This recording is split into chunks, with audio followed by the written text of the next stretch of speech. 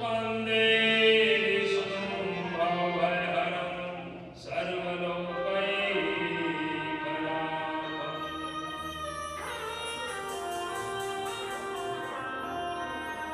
नारायणं नमस्कृत्यं नरं चैव नरोत्तमं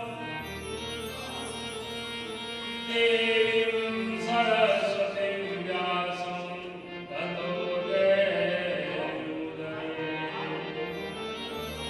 गुरुर्ब्रह्मा गुरुर्विष्णु गुरुर्देवो महेश्वरः गुरु साक्षात् परब्रह्म तस्मै श्री गुरुवे नमः।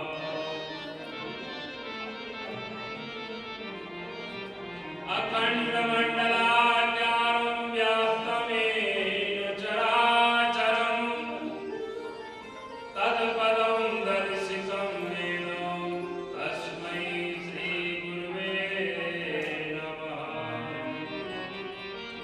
तस्मै श्रीगुरुवे नमः। मनोजवं मारुततुल्यवेगं जितेन्द्रियं बुद्धिमतां वरिष्ठं वातात्मजं वानरयोधमुख्यं श्रीरामदूतं शरणं प्रपद्ये। श्रीराम दूतं शरणं प्रपद्ये। कथा प्रारंभ होते सुवीर हनुमान और राम लक्ष्मण जानकी सदा करो कल्याण। राम कथा के रसिक तुम तेज पुंज मत दीन और आसन लीजो प्रेम से और कृपा करो महावीर। बोलिए श्याम रामचंद्र भगवान की जय।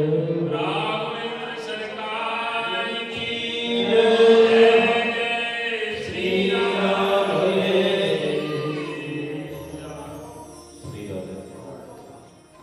आइए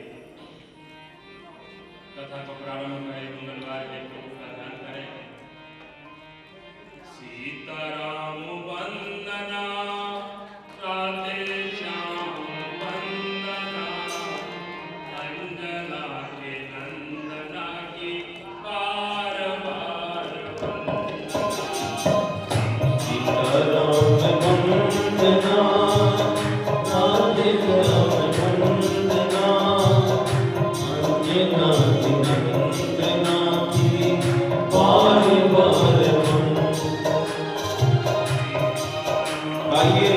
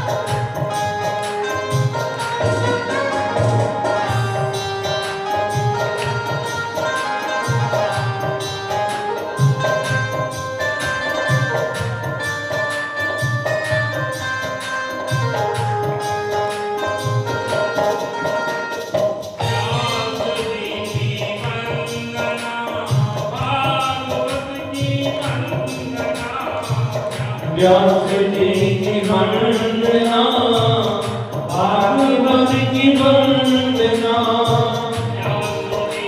वंदना, भागवत की वंदना, व्यास जी की वंदना, भागवत की वंदना,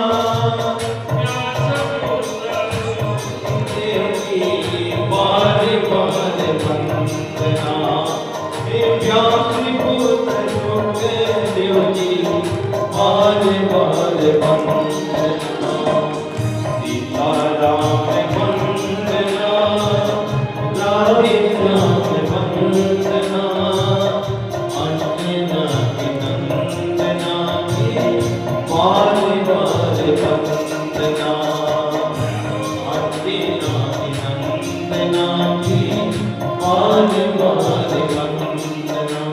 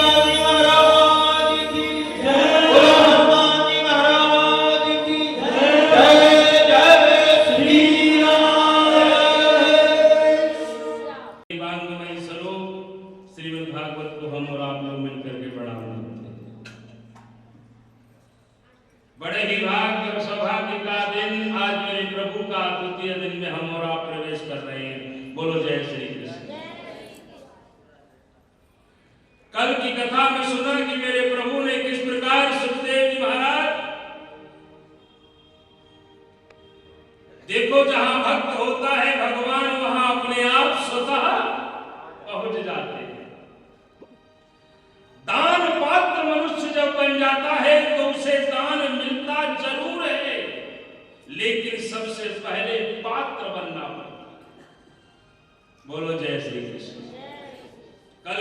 में सुना कि किस प्रकार राजा परीक्षित पात्र थे, इसलिए सुखदेव भगवान वहां आए और उन्हें देखते ही सारा ऋषि मंडल उन्हें आसन पर विराजमान करके उनका तिलक स्वरूप बनाया, प्रणाम किया और राजा परीक्षित जो था वो हाथ जोड़ करके वहीं चरणों में बैठ गया और कहा, हे गुरुदेव, मेरे प्रश्नों का उत्तर दे दो। सुखदेव जी ने कहा कि राजन, पूछो तुम्हें क्या पूछना है। उसी समय महाराज राजा परीक्षित ने सुखदेव जी महाराज को से प्रश्न किया कि हे गुरुदेव, जिसकी मृत्यु समीप आ गई हो उसका कर्तव्य क्या है, उसे क्या करना चाहिए, क्या नहीं करना चाहिए, मनुष्य मात्र का कर्तव्य क्या है। ऐसा प्रश्न जैसे ही राजा परीक्षित ने किया, सुखदेव महाराज ने कहा, धन्य हो राजन, तुझे ने बहुत सुंदर सा प्रश्न किया है। अंतकाल जब मनुष्य का आता है तो वात पित्त कफ के कारण त्रिदोष हो जाता है और त्रिदोष से कंठ जो है वो अवरुद्ध हो जाता है और भगवान का नाम नहीं ले पाता। बोलो जैसे सोचो कि मैंने मृत्यु की तैयारी की या नहीं, थोड़ा सा चिंतन करना मत हो। चिंतन करो कि आखिर मैंने जिसका जो सत्य है उसे स्वीकार किया या नहीं। कि जन्म मृत्यु जरा व्याधि दुख दोषानुदर्शन, जन्म मृत्यु जरा व्याधि, ये दुखों का बार बार विचार करो और चिंतन करो। वैराग्य अपने आप उत्पन्न हो जाएगा, वरना पाप के संस्कार मनुष्य के अंदर इतना भरा हुआ है कि महाराज वह मनुष्य चिंतन नहीं करता है, जो कि चिंता करने में लगा रहता है। सुखदेव भगवान गुरुदेव कहते, राजन, जीवन में चाहे कितनी भी मुश्किलें आ जाए, लेकिन मनुष्य मात्र का एक ही लक्ष्य होना चाहिए, क्या? प्रभु के नाम का चिंतन। भागवत की गीता में लिखा है, भगवत गीता में, कि अंत काले च मामेव स्मरण मुक्ता कलेवर, अंत काल में जो मेरा स्मरण करता है और मेरा स्मरण करते करते जो मृत्यु को प्राप्त हो जाता है उसे मैं स्वीकार कर लेता हूं। बोलो जैसे देखो, भगवान ने भी आशा की है हमसे और आपसे। तस्मात् सर्वेषु कालेषु मामु अनुस्मरः, या तो सभी लोगों को पता है जिस चीज का हम निरंतर चिंतन करते हैं वही अंतकाल में याद आता है। अंते मति सागति, जिसका हम बार बार चिंतन करते हैं वही अंतकाल में हमें याद आता है, जिससे हमें प्यार होता है वही हमें मरते समय याद आता है। बोलो जैसे कैसे? एक सुनार था, एक दृष्टांत सुन लो। एक सुनार था, वो बीमार पड़ गया, सैया में पड़ा कई महीने से वो कहते हैं पड़ा हुआ था सैया पर और बिस्तर पर पड़े और कई दिनों से वो बाजार नहीं गया, मार्केट नहीं गया और परिणाम क्या हुआ? बाजार के हाव और भाव और मोल ताव का पता ही नहीं था कि सोने का भाव क्या चल रहा है। सो वो सुनार महाराज कहते हैं, चिंतन करते करते करते उसका बुखार बढ़ता चला जा रहा था। सो बच्चों ने क्या किया? डॉक्टर को बुलाकर लाए और डॉक्टर से कहा कि पिताजी को चेक करो, ये बुखार मुझे लगता है ज्यादा है। डॉक्टर ने महाराज उसको थर्मामीटर होता है ना चेक करने वाला, थर्मामीटर को लगाया और लगा करके ऐसे देखा, कहा बाप रे बाप, मुश्किल है। इतने में ही सुना, इतना ही सुन पाया। 100-500 खरीदा था, 5 बढ़ गए हैं। बोला बेटा बेच दे अंत्यमति और सागति। सो महाराज उसकी मृत्यु हो गई। कहने का तात्पर्य है कि जीवन भर उसने सोने चांदी का व्यापार किया था, सो उसे एक ही चीज याद रही, क्या? सोना खरीदना और बेचना। राजन, जो समय चला गया है उसके लिए तू मत रो, उसका विचार भी ना करो। भूतकाल की चिंता करने से भूत चिपक जाता है, इसीलिए वर्तमान में आ जाओ। बोलो जय श्री कृष्ण। देखिए, काल मनुष्य को धक्का दे करके अगर घर छुड़वाए वो उचित नहीं है। अपनी इच्छा से और आदन, अन्यथा जिसका जीवन निंदा में, धनोपार्जन में, कुटुंब परिवार में पालन करने में ही गुजर गया, तो उसे अंतकाल में यही दशा होगी कि जीवन भर वो अपने पुत्र पत्नी परिवार बच्चों के द्वारा चिंतन करते करते उसी में चला जाए। बोलो जय श्री कृष्ण। इसलिए कभी भी इतना चिंतन ना करो, लेकिन चिंतन करना है तो परिवार का नहीं, करना है तो ईश्वर का चिंतन करो। बहुत से लोग ये पूछते हैं महाराज, जब काल आता है तो हमें पता नहीं। जानना चाहते हो काल आता है तो हमें पता कैसे लगे? जानना चाहते हो? और वैसे नहीं कैसे? देखो, जब काल आता है तो सबसे पहले हमको लेटर भेजता है, दीवार सफेद हो गए ना तो समझ लो तैयारी करो। धीरे धीरे महाराज दांत गिरने लग जाए तो समझ लो तैयारी कर लो, दूसरा लेटर आ गया। और तीसरा लेटर आता है महाराज, जब घुटने काम करना बंद कर दे तो सोच लो तैयारी करनी है उधर की। और महाराज चौथे ग्रुप में जब नहीं करोगे तो अंत में फिर वो लेकर चल देता है। देखो, भागवत में कई जगह मृत्यु की कई निशानियां। बैठ जाइए, बोलो जय श्री कृष्ण। देखो, मृत्यु की निशानी बताऊं, जब मृत्यु आती है तो कैसे हो? मृत्यु की कई निशानियां हैं, समझ लेना, लेकिन घबराना नहीं। अरुंधति का तारा अगर ना दिखाई दे तो मानना चाहिए कि 1 वर्ष में मृत्यु हो जाएगी। अब कहोगे महाराज अरुंधति का तारा हमारे चश्मा लगा रखा है, कैसे दिखेगा? ऐसा भी तो होता है। अच्छा, स्वप्न में सो रहे हो, सोते सोते अगर तुम्हारा शरीर कीचड़ में धंस जाए, धंसने लगे धीरे धीरे, तो मान लेना कि 9 महीने में मृत्यु हो जाएगी। और तीसरा है, अगर कुम्हार का हाथी जानते हो, गधा, अगर तुम गधे की सवारी कर रहे हो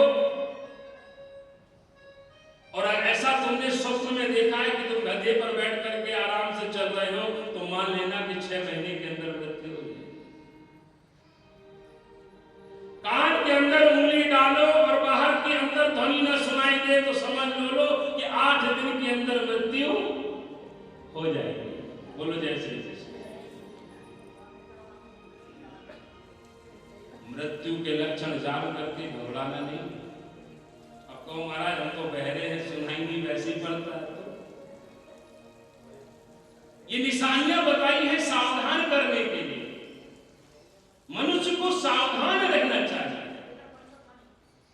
हे राजन, मानव शरीर जो मिला है वो उपभोग भोग भोगने के लिए नहीं, बल्कि भगवान का भजन करने के लिए मिला है। क्योंकि ये संसार बड़ा विचित्र है। सुखदेव जी ने कहा कि विराट पुरुष के बारे में समझाया, प्रत्येक एक का चिंतन करना है राजन, और और जब तक प्रभु का चिंतन नहीं करोगे तब तक भगवान की कृपा नहीं मिलेगी, और भगवान की कृपा नहीं मिली तो उनकी शरणागति नहीं मिल सकती। ध्यान लगाने की कोशिश किया करो। अब तुम सोचो अभी जाके बैठ जाओ, भगवान दिखे, मन की गति बड़ी अटपटी, नहीं लगेगा। सो इसलिए तुम करो क्या? ध्यान लगो। ध्यान में मन यदि स्थिर ना हो तो उसे मृत्यु से डराने लगो। ध्यान अगर लगाने का मन स्थिर नहीं हो रहा है, बार बार भटक रहा है, तो उसे मृत्यु से डराओ। क्यों? इच्छा भंगुर जीवन की कलिका,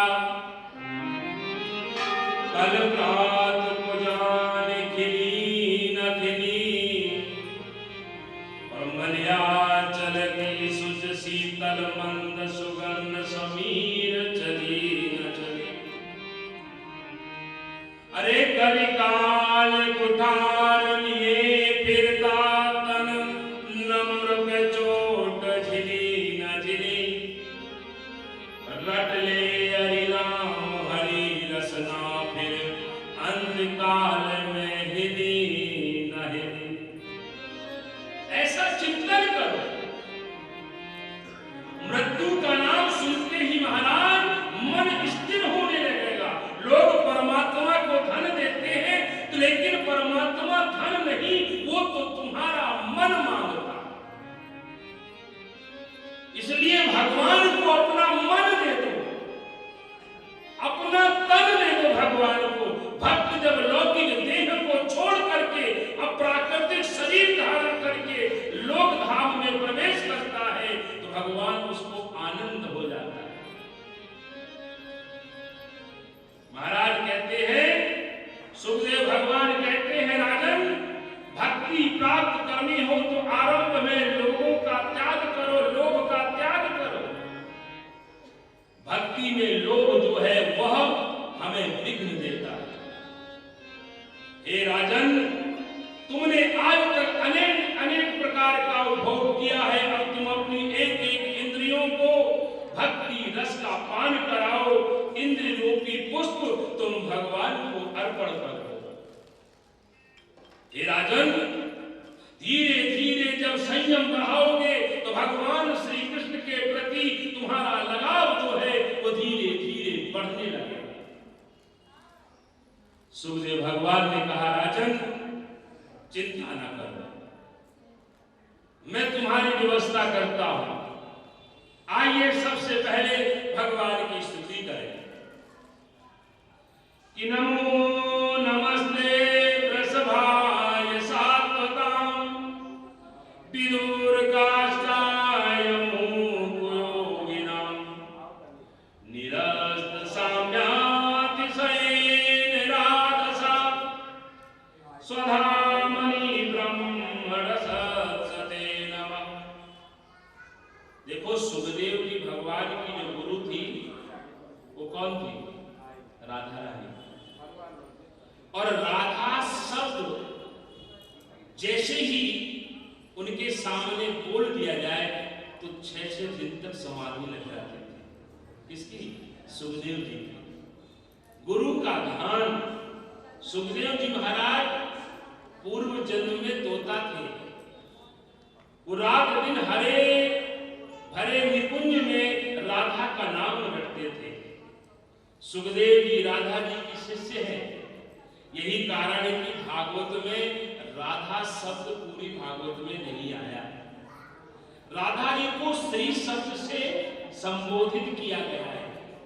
इसलिए क्योंकि अगर भागवत में व्यास जी राधा लिख देते तो पता नहीं ये कथा कितने दिनों तक चलती, क्योंकि सुखदेव जी समाधि में चले जाते। इसलिए धर्मशास्त्र कहता है कभी भी प्रत्यक्ष रूप में अपने गुरु का नाम नहीं लेना चाहिए। इसलिए सुखदेव जी ने कभी भी अपने राधा शब्द यानी राधा का नाम नहीं लिया, उन्हें श्री शब्द से संबोधित किया। बोलिए भक्त और भगवान की। राजा परीक्षित ने प्रश्न कर दिया, ध्यान होते ही प्रश्न किया, प्रभु अपनी माया से भगवान इस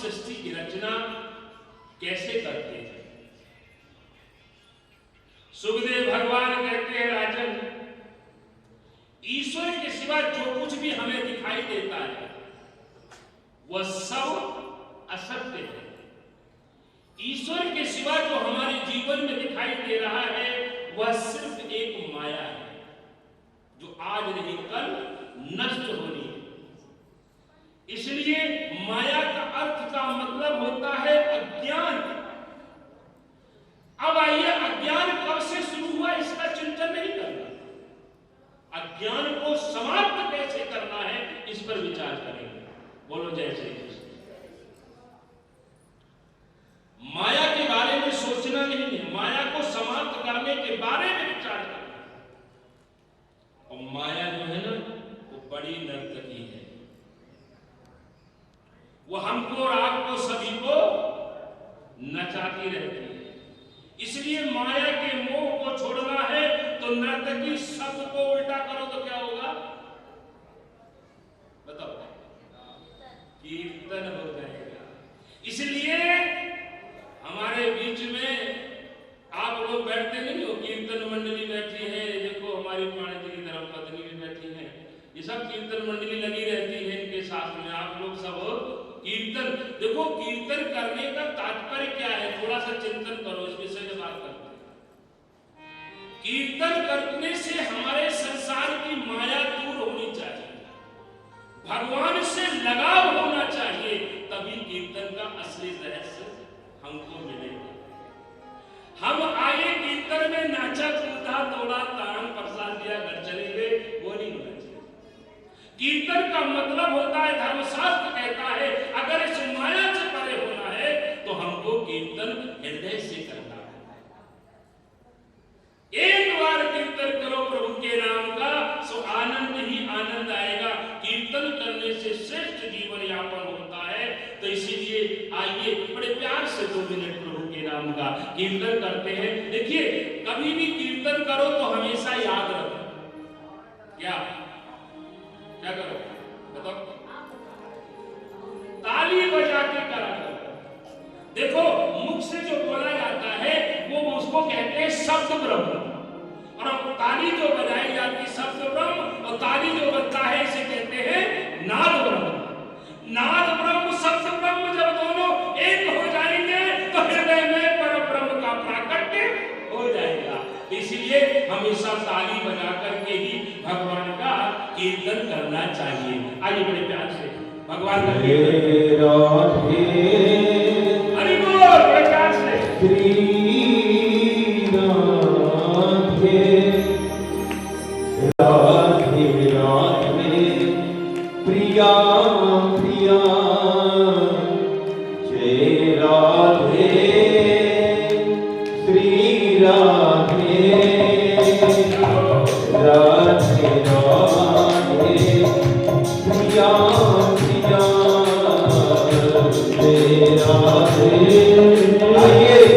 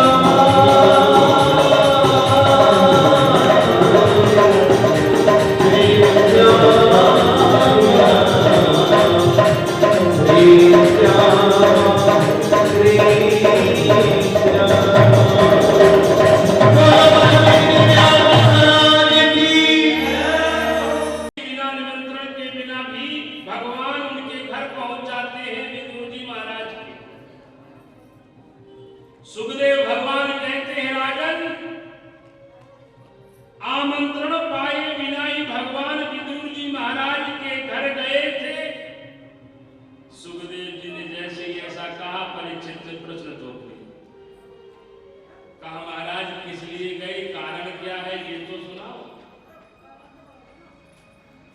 सुखदेव भगवान कहते हैं राजन धृतराष्ट्र ने पांडवों को जिस समय लाक्षागृह में जला देने का प्रयास किया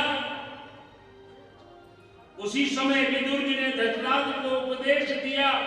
धृतराष्ट्र पर उस उपदेश का कोई भी असर नहीं हुआ तो विदुर जी महाराज ने सोचा कि ये धृतराष्ट्र जो है ये दुष्ट है, इसलिए कुसंग के कारण इसकी बुद्धि जो है भ्रष्ट हो गई है। फिर भी उन्होंने कई प्रकार से उपदेश दिया कि भाई मान जाओ।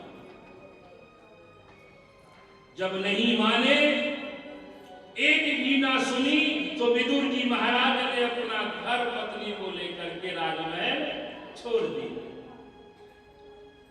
अपनी पत्नी सुरभा के साथ समृद्ध भरा हुआ घर छोड़ करके त्याग करके विदुर जी महाराज वन की ओर चले गए। इसीलिए तो पांडवों ने और भगवान राम जी ने वनवास ग्रहण किया। क्यों? शांत वातावरण।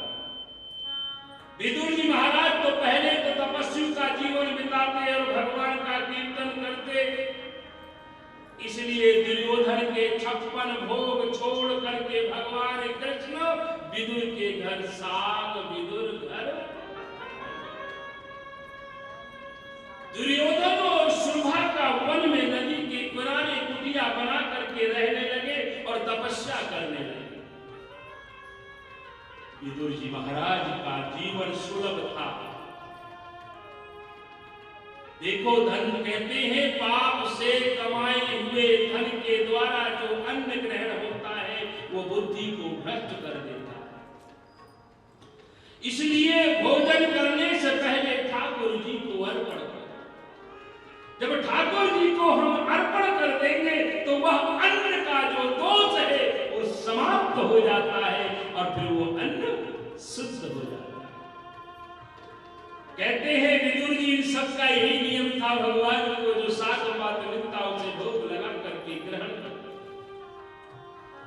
विदुर जी महाराज ने सुना कि द्वारिका नाथ संधि कराने के लिए हस्तिनापुर आ रहे हैं। धृतराष्ट्र ने सेवकों को आज्ञा दिया कि कृष्ण के स्वागत की तैयारी करो। धृतराष्ट्र ये सेवा भाव से करते। देखो सेवा हमेशा सद्भावना से होनी चाहिए। किसी की भी सेवा करो हृदय से करो, फॉर्मेलिटी पूरा मत करो कि मुझे ऐसा करना चाहिए तो लोग देखेंगे तो क्या कहेंगे, वाह फलाने ने ये काम किया, दान किया, पुण्य किया। कभी दिखावा मत करो मत। विदुर जी महाराज ने जब सुना तो वो सुनकर के घर लौट कर आए, बड़े आनंद में दीप पड़े। उनकी पत्नी ने पूछा क्या बात है, आज बड़े खुश दिखाई दे रहे हो। अरे विदुर जी ने कहा सत्संग में सारी बात कहूंगा शाम को। हे देवी मैंने कथा में सुना है कि जो 12 वर्ष तक सतत सत्कर्म करेगा 12 वर्ष तक तो उसके घर भगवान आते हैं। आज हमारा 13-12 वर्ष का जो वनवास है ना वो खत्म होने वाला है। मुझे लगता है कि द्वारिका नाथ द्वारिका से मेरे यहाँ जरूर आएंगे, ऐसा मेरा विश्वास है। सुरभा ने कहा अरे महाराजा की राज है, वो तो महलों में 56 भोग खाएंगे, हमारी कुटिया में आकर के वह साग-पात कैसे खाएंगे। अरे बोला नहीं सुरभा, मेरे प्रभु तो प्रेम के भूखे, उन्हें 56 भोग नहीं चाहिए। देखो जीव के सुधरने पर जीवन सुधर जाता है और जीव के बिगड़ने से जीवन बिगड़ जाता है। आहार शुद्धो तत्व शुद्धि, तत्व शुद्धो ध्रुवाश्रुति। विदुर जी महाराज की भांति हमको और आपको रहना चाहिए। सादगी भरा जीवन आनंद से जियो, जो मिले उसमें आनंदित रहो और जो ना मिले उसमें परमानंदित रहो। भगवान कृपा जरूर करेंगे। सुरभा ने कहा मैं तो गरीब हूं, क्या हुआ? अरे गरीब होना कोई बुरी बात नहीं है, कोई अपराध नहीं नहीं है। आपने कथा में कई बार कहा है कि प्रभु प्यार के भूखे हैं, तो मुझे लगता है कि हमारे यहाँ द्वारिकानाथ जरूर आएंगे। महाराज अगले दिन विदुर और सुरभा रथ देख रहे थे, रथ की यात्रा में द्वारिकानाथ रथ में बैठकर जा रहे थे। विदुर चाचा सोचने लगे कि मेरी ऐसी पात्रता कहां है, मैं इस लायक कहां हूं कि जो भगवान मेरी तरफ भी देखे। किंतु एक नजर मुझे देख ले तो मेरा जीवन धन्य हो जाएगा। ऐसा विचार करके विदुर जी चिंतन कर ही रहे थे, सो मेरे प्रभु ने क्या किया, मन में सोचने लगे विदुर जी काश मेरी तरफ देख ले तो मैं अपने नैनों से नैन मिलाकर कह दूं कि मेरे नाथ मेरे गरीब की झोपड़ी में जरूर आ जाए। बस वो मन की घट घट में रहने वाला मालिक जानता है। उन्होंने तुरंत समझ गए कि मेरा भक्त इस रास्ते में इंतजार कर रहा है। सो महाराज मेरे प्रभु ने मुड़ करके सबसे पहले विदुर की ओर देखा। विदुर ने मन ही मन निमंत्रण दे दिया कि सरकार मेरी कुटिया में पधारो। सो महाराज 56 प्रकार की तैयारी हो रही थी। इधर शोभा यात्रा पहुंच गई राजमहल, वहां स्वागत की तैयारियां हुई। फिर भी भगवान से पूछा गया कि प्रभु आपके भोजन का समय हो गया है, आप भोजन की तैयारी हो गई है, सो भोजन करो। तो भगवान ने भोजन करने के लिए मना कर दिया। यदि दुर्योधन के यहां भोजन करने में आपको कोई ऐतराज हो तो आप मेरे घर चले। भगवान ने उनसे भी इनकार कर दिया। इससे गुरु द्रोणाचार्य आज समझ गए कि वेद शास्त्र संपन्न ब्राह्मण भी फेल हो गया। किस कारण? प्रेम के कारण। आज भगवान ने सोचा कि विदुर जी दीर्घ काल से कई वर्षों से प्रतीक्षा कर रहे हैं, आज उनके पास ही चला जाऊं तो ही अच्छा है। इधर विदुर जी महाराज सोच रहे हैं कि मैं अभी तक अपात्र हूं।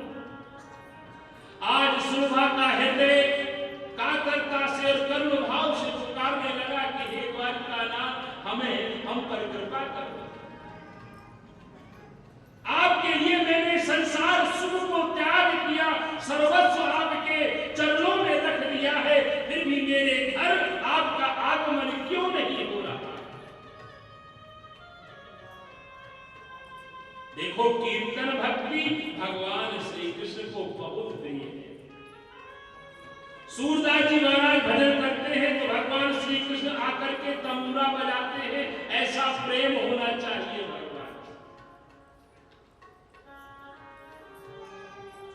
भगवान नारद से कहते हैं एक बात ही कहा क्या कि नाहं वसामि वैकुंठे योगिनां हृदयेन च मद्भक्ता यत्र गायन्ति तत्र तिष्ठामि नारदः। भगवान नारद से कहते हैं कि ना तो मैं वैकुंठ में रहता हूं ना योगियों के हृदय में, मैं तो वहीं पर रहता हूं जहां मेरा भक्त प्रेम से मुझे बुला ले, मैं वहीं पर पहुंच जाता हूं। आज झोपड़ी में विदुर जी महाराज सुबह भगवान के नाम का कीर्तन कर रहे हैं। मनुष्य का जीवन पवित्र होता है तो भगवान बिना निमंत्रण के भी उनके घर पहुंच जाते हैं। गुना बुलाए भगवान आज भी विदुर के घर द्वार पर आ खड़े हुए हैं भोजन के लिए। प्रतीक्षा करते हुए घंटे निकल गया, कड़ी भूख लगी है मेरे प्रभु को। भगवान सोच रहे थे कि कीर्तन इनका कब समाप्त होगा और कब मुझे भोजन मिलेगा। अंत में महाराज भगवान व्याकुल होकर भगवान श्री कृष्ण ने झोपड़ी के द्वार को खटखटा दिया। जब सहन नहीं हुआ, देखो माताओं ऐसा कीर्तन करो, ऐसा कीर्तन करो कि तुम्हारे घर का द्वार भी भगवान खटखटाने पहुंच जाए। कीर्तन का महत्व तभी है। जैसे द्वार को खटखटाया, द्वार को जैसे ही खोला, द्वारिकानाथ को देखा, विदुर जी सुरभा का जीवन आज धन्य हो गया। पति पत्नी सोचने लगे कि वे प्रभु के स्वागत की तैयारी भी नहीं किया, हमें तो पता भी नहीं था कि हे नाथ आप आ जाओगे, मेरा जीवन कैसा धन्य हो गया, लेकिन मैं आपको क्या खिलाऊं। दोनों पति पत्नी को कुछ समझ में नहीं आया। इतने में द्वारिकानाथ ने क्या किया, चूल्हे में पहुंच गए, चौका में पहुंचे और चूल्हे पर एक भाजी बन रही थी, कटोरी में उस भाजी का बर्तन उठा दिया और महाराज भाजी साग खाने लगे। तभी तो लोग आज गाते हैं, आज हरियाए विदुरे करे पावना, आज हरि आए विदुरे करे पावना, आज हरि आए आज हरि आए विदुरे करे पावना, विदुरे करे पावना, विदुरे करे पावना, विदुरे करे पावना, विदुरे करे पावना, विदुरे करे पावना, विदुरे करे पावना, आज हरि आए विदुरे करे पावना, आज हरि आए विदुरे करे पावना,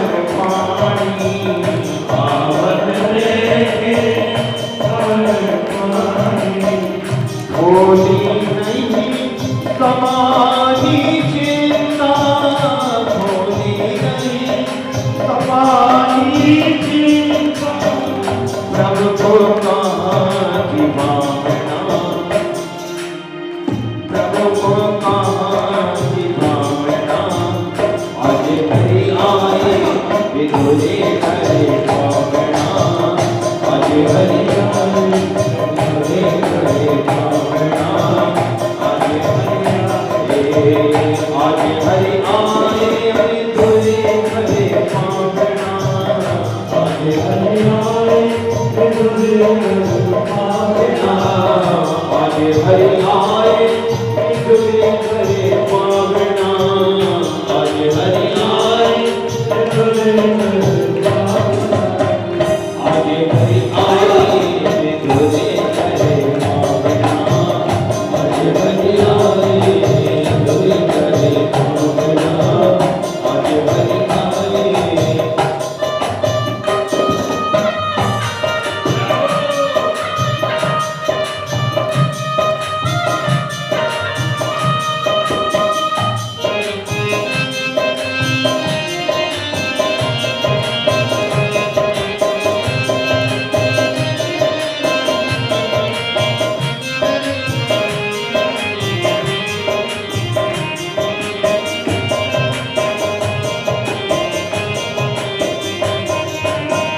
बड़े प्रेम से केला लाई, बड़े प्रेम से केला लाई, गिरी गिरी रेत गिराई, गिरी गिरी सब रेत गिराई, छिलका देख श्याम में माही, छिलका देख श्याम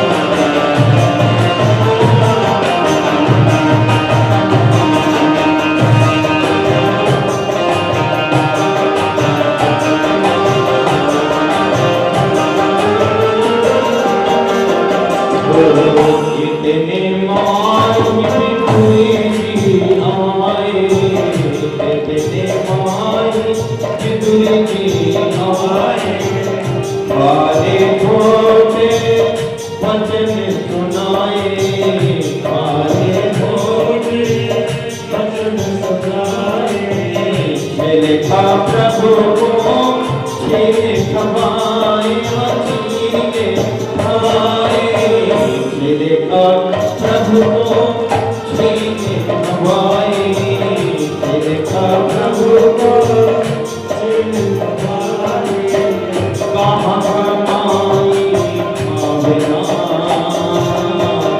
कहाँ कमाई भावना आगे हरि का